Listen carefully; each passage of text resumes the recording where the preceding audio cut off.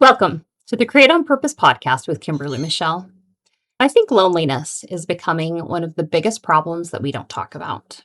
So I'm going to tell you a couple stories today. The first one is about dirty, empty coffee cups and how that became my favorite part of the week. And that probably sounds really strange. Most of us see an empty coffee cup sitting on the counter and we're just thinking one thing: I need to go wash that. But every once in a while, an ordinary object reminds us of something much bigger. For me, it was never really about the coffee. Um, Actually, I can't say that. I love coffee.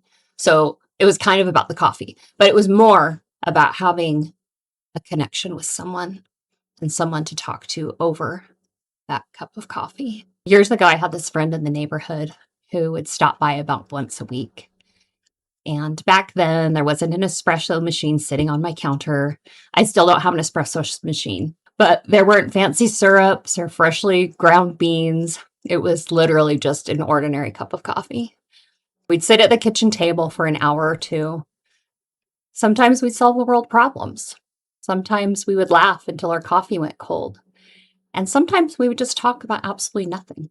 Looking back, I don't remember what kind of coffee it was. I don't remember what we talked about most weeks, but I do remember exactly how those mornings made me feel: seen, connected, and a little less alone. Eventually, she moved away. Life got really busy, and those weekly coffee visits just disappeared. The good old days rarely announce themselves while we're living them. For thousands of years, human beings didn't have to schedule connection. Connection was just built into everyday life. The proverbial watering hole was built out of a necessity of people gathering at the village well, getting their day's water. Neighbors worked side by side in the fields. Bread was baked together. Laundry was washed together at the stream. Children played while adults just caught up on life. Community wasn't another item on the calendar. It was simply just how people lived. And today, many of us leave our homes through the garage. We never even see a neighbor. We order groceries from an app where we push a button on our car and the trunk opens. We don't even have to talk to the person putting those in our trunk. We work behind computer screens. We eat lunch at our desks with these cubicles that divide us from another person. When someone calls unexpectedly, many of us assume it's spam before we even answer.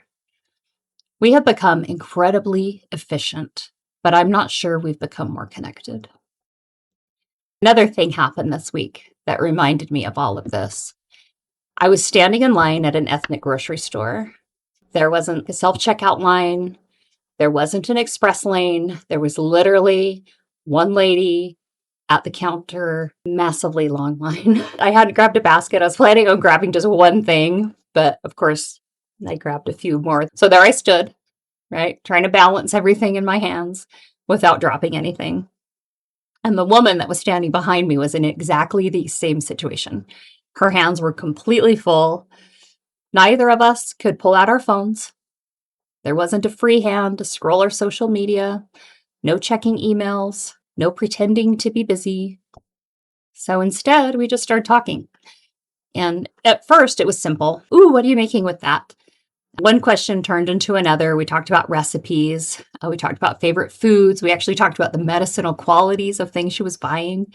Just little moments from our lives. It was nothing life-changing. Or maybe it was. Because before either of us had realized it, 15 minutes had gone by. Not because the line moved quickly. That was definitely not the case because that line was huge. But because the conversation just had a funny way of changing our experience of time. When I finally walked out to my car, I caught myself thinking, I should have asked for her number.